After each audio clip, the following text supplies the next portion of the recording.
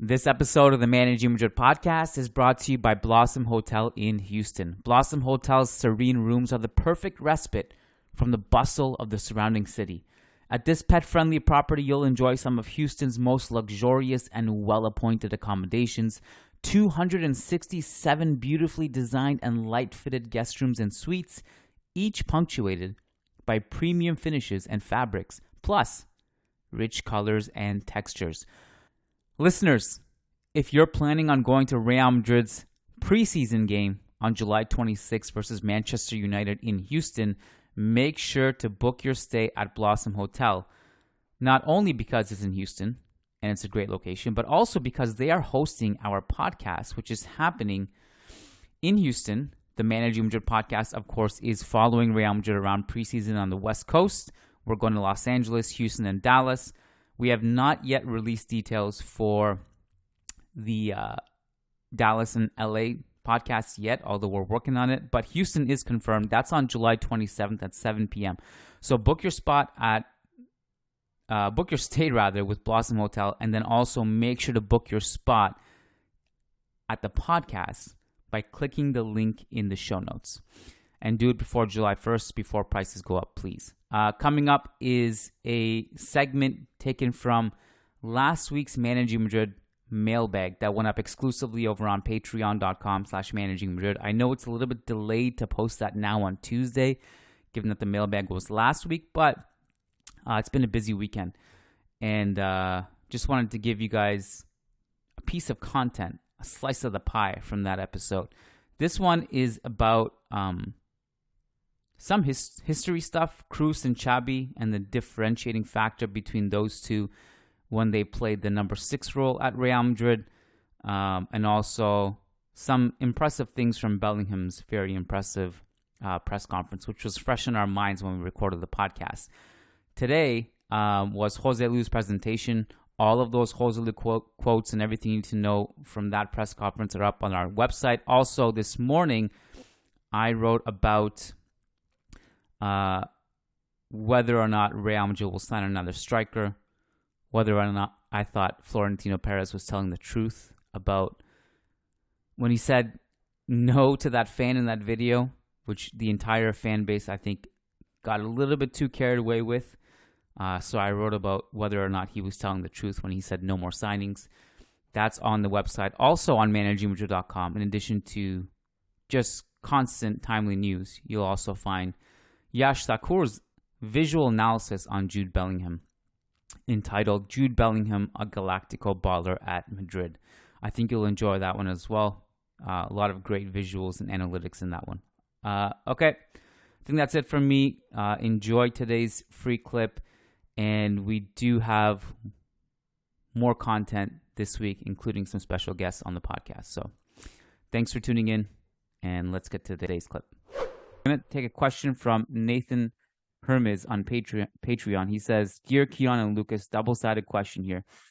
From a Real Madrid perspective, do you think this new Champions League format benefits or hinders Real Madrid's chances of winning the trophy? That's part one of this question. I'll tell you what, I've seen the new format explained a few times, twice or 3 times in recent months. I still have no idea how it works, man. It's so confusing that I have no idea how it works. It's still in no effect this upcoming season, right? No, it starts the 2024-2025 season. All right. So you tackle this one if you have any knowledge of the whole system, because I honestly have no idea how it works just yet. I have it down. Ultimately, I think it actually may not benefit Real Madrid, but it remains to be seen. So here's how it works. It increases to 36 teams from 32. Everything from the round of 16 on to the final is the same as it always has been. So you get the 2 legs, round of 16, 2 legs quarterfinals, 2 legs semifinals, and then 1 final. That's all the same. So there's more teams. And from which country? Sorry for the interruption. It depends every year, based on I think the coefficient in the teams from the previous year. All right. So it'll change year to year who those extra 4 slots go to. All right. we're just basically replacing the group stages with a league. So all 36 teams go into one single league instead of a group stage. And the top 8 teams from the league automatically qualify for the knockouts. Seeds 9 to 24 go into a playoff to to decide who makes it to the knockout rounds. And then the rest, so from 25 to 36, are just straight up eliminated. And kind of similar to the EuroLeague then, to the basketball EuroLeague. It's pretty similar, I think. Sounds like it. Although I have to assume that those teams 1 to 8 who advance automatically, they are also the seeded teams for the round of 16, I guess, right? You mean the ones with the home field? The home field, yeah. Yeah, I think so. All right, and the matchups from 9 to 24, how are those decided? So 9 versus 24. 9, 24, okay, a snake. Okay. Etc. Yeah. Okay. So here's why I think it may not benefit Real Madrid. It's because we suck in league stuff, league things. We even suck at group stages in general. Like you and I had that segment last week where we were talking about how we have so many big losses in the group stages, but then we can still win the Champions League even in those same years. So I wonder if there's scenarios where I think it would be really crazy to fall out of the top 8. I mean, that would be shocking to me if that happened. But hold on, I have one more question. Mm-hmm. I assume we don't play 35 matches. No. In that league. So how does that work? I have that here somewhere. One sec. In the EuroLeague, I think this league phase is divided into 2 groups. Right. This one is not. It's one big group. So there's 8 matches per team. Huh? Half of those will be at home. Half of those will be away. Uh-huh. And I'm not entirely clear on how it's decided who plays who. That's huge. Yeah. That's sure really relevant for sure. It will be related to coefficients and seedings, something and like pots that, and things like that. Yeah, how they decide it. But no. I mean, that's the big difference between this and an NBA, season-long league, is that you don't in the NBA you play each team at least twice. This one you don't even play everyone. Strange. Yeah. It's a strange format, to be honest. I don't know why they felt the need to change it. Me neither. I mean, the whole EuroLeague thing of having a league first and all that seems kind of fine, but there aren't many teams. You play those teams twice because it's divided into 2 groups, I believe. But, as long as this coefficient thing gets to decide whether or not Real Madrid face Manchester City or these powerhouse clubs in the league phase, I'm not a big fan of. So yeah, it could ultimately come down to this random thing deciding which teams you're facing in this league phase, and that also could play a huge factor in the in the domestic league competition. So yeah, I'm not a fan of what you just explained, if I'm being honest. And again, in terms of Real Madrid's odds of this system being better for them, I'm not entirely sure either. The other thing that is different about this model is that you can play teams from the same country as early as the round of 16, which I think right now it's quarterfinals and on, if I'm not mistaken. I don't know why Ceferin did this, but anyway, yeah, it's not ideal for Real Madrid because they tend to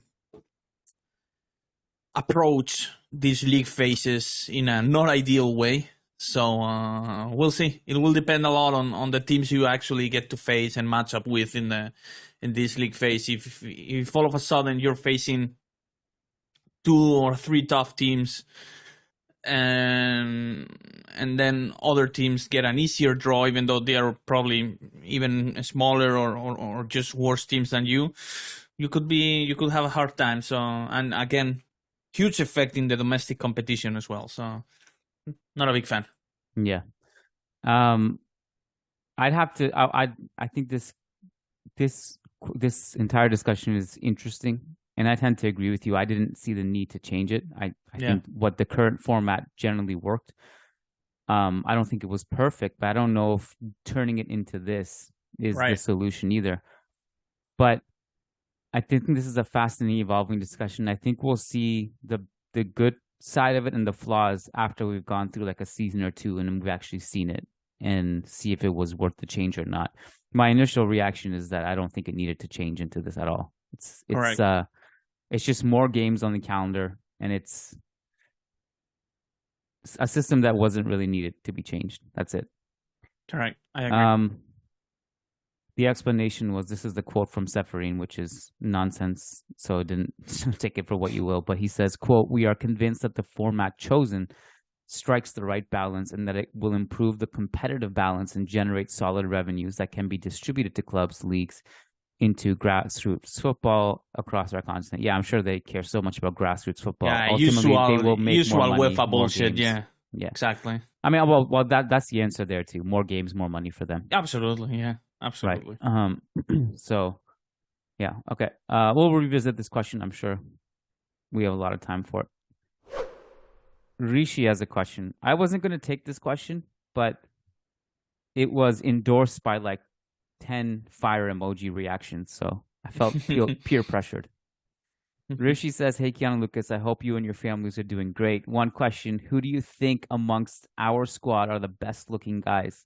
A top 3 maybe? Just seen Camavinga did a model catwalk at a Balenciaga show, so that's where this has come from." Camavinga is an easy shout, I'm guessing, right? I really think so. He's like, he has this elegance.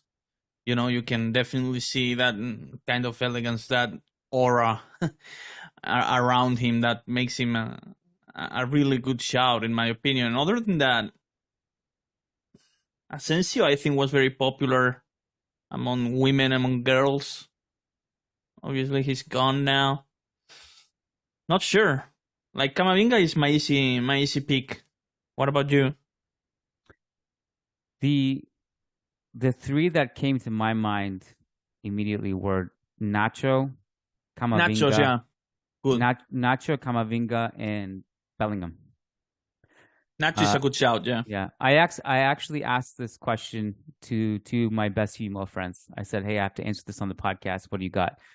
So they came back to me with a list of 5 players: Nacho, Lucas Vazquez, yeah, Camavinga.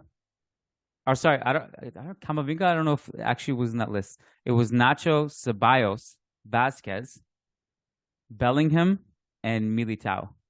Wow, I would have never guessed Ceballos, Militao, and Vazquez there, man. We all got our different tastes. We're all beautiful in our own way. Like, I would have easily picked Kroos ahead of Vazquez, for example. You know, he has this gentleman.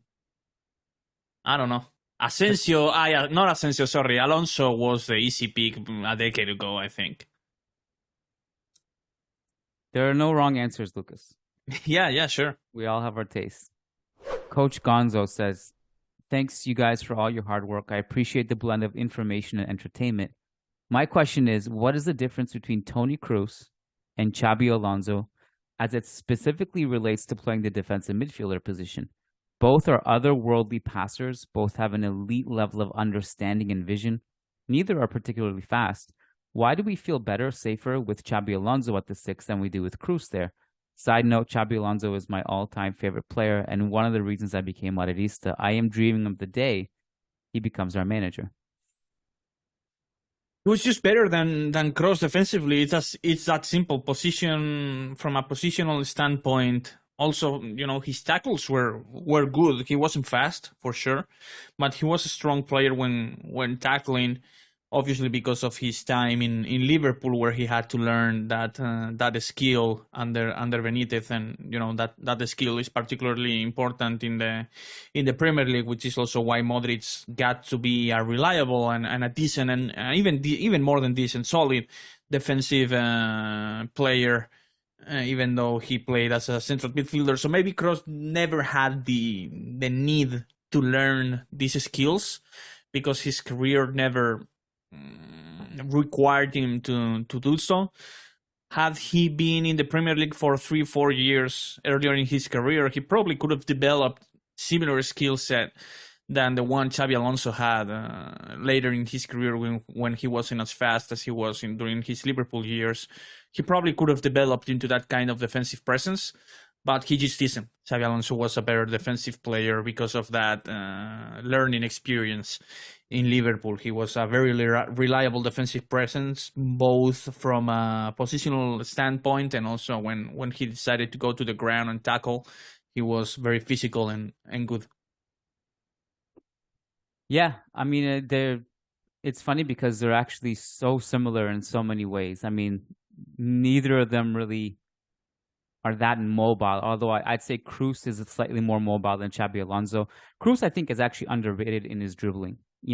I've said this many times in the past. He's not like a player who's going to take on players like a Vinicius Jr., not that kind of dribbling, but the press evasion, and also like when he played a little bit higher up the pitch with Germany, for example, in the 2010 World Cup, ahead of Schweinsteiger and Khedira, he was, dribbling past players in like almost a 10 role and playing these passes into the box really well. So he, when he was younger, I thought, and even still, like if he has to dribble past 2-3 players to escape pressure, he'll do that. I think he's underrated in his dribbling in that sense.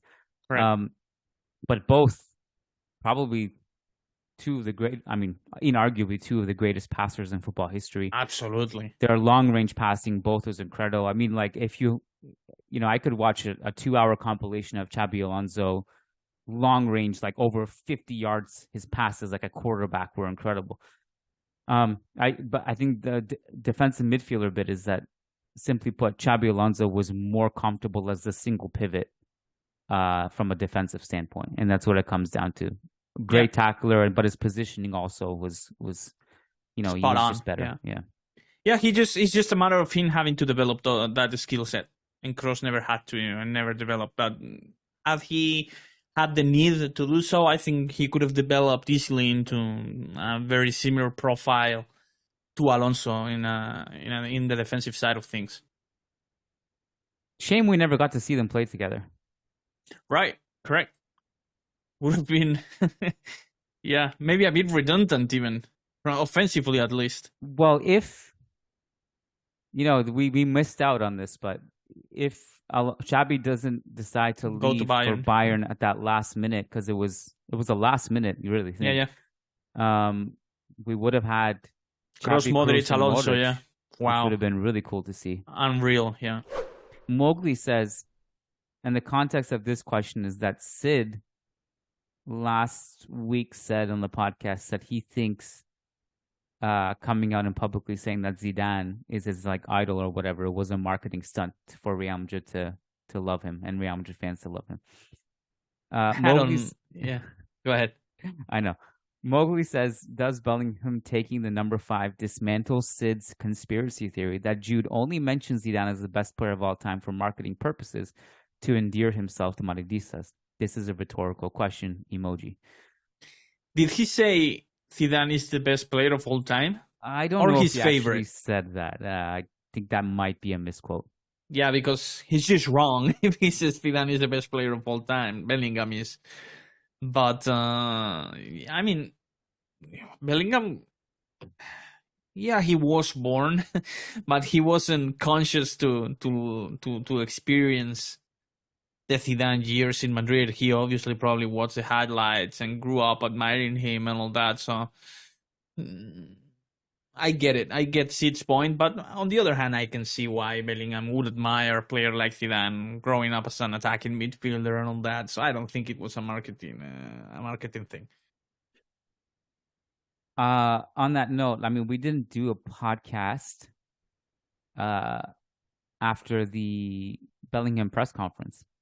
Mm-hmm. I was really impressed with the way he carried himself, his answers, but also his composure, his confidence, and the way he responded to questions, the way he was respectful but thoughtful, charismatic. Very impressed. And the Zidane point I thought was a really, also just because this is directly related to what is being asked, his quote about Zidane was also very good, because it wasn't like I'm taking the number 5 because I'm the next number 5. It was like, I really like Zidane. I'm not on his level. This is just as a way to tribute him and honor him. I'm honored to have this number. Thanking Vallejo as well for letting that was him also wear great. the number. Yeah, Bellingham was brilliant during the press conference. You can definitely see he has good culture, good education from his parents, because they've done a brilliant job. It's not easy to find a 19-year-old as polite, calm, and mature as Bellingham was during his press conference. It was brilliant and thoughtful also, because there's, like, for example, Camavinga was as young as Bellingham is during his press conference.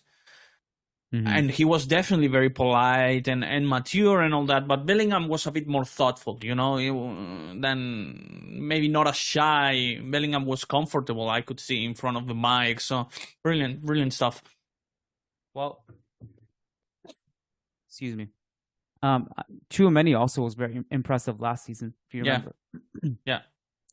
One of the things, one of the themes from that press conference was, and it has been a theme for the press conferences in general, goes back to Brahim's presentation as well. The questions that are being asked to the players about Mbappe. Wow. I don't know what can be done about this. It's really embarrassing, but I think the hardest thing is that I don't think these journalists who are asking the questions have shame. You know what, Kiyan? What makes me and what drives me mad is that 4 months from now, when we see it in a press conference room for El Clásico or for a Champions League game and all that, these journalists asking these questions now will be given another opportunity to ask Ancelotti about the game, instead of having thoughtful questions like the ones we would be delivering. So that's what actually drives me mad, about the whole situation. Like, they will keep getting the mic. Yeah. I did feel like a little bit of a shift this year. With, even our ability to ask questions, that changed this year quite a bit. And heading into a better trajectory. But I don't know what can be done about these questions, because they're not you can't take away their right to ask questions. And I don't think they care enough, like, from a reputation standpoint, to do better. Right. So I don't know if anything can be done, to be quite honest with you. Yeah, it's tough. But it's a pain point for me. But what I did enjoy was that I enjoyed that fans reacted appropriately. Yeah. Because you also saw, I said this on Twitter, you see the yin and the yang with journalism right now. It's like, there was that question about Mbappe, and then the next question or something, or one of the next questions was the Sid Lowe question.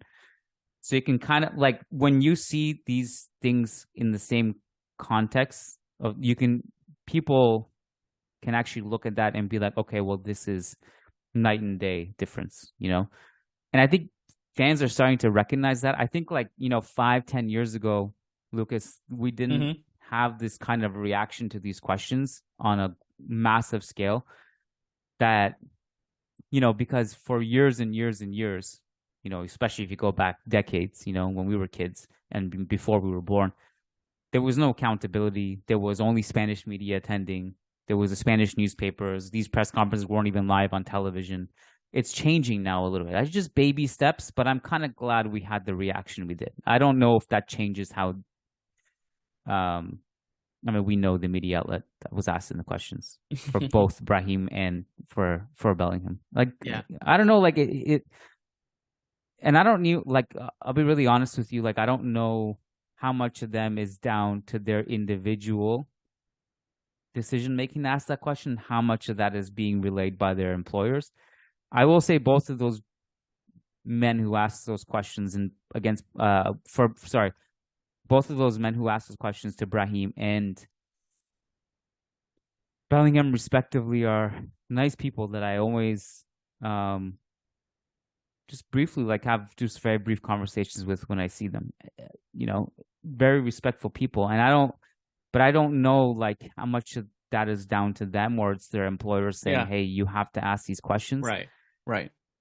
But either way, at the very least, I'm glad there was some kind of awareness and outrage at the questions. Yeah, as there was after they were asked.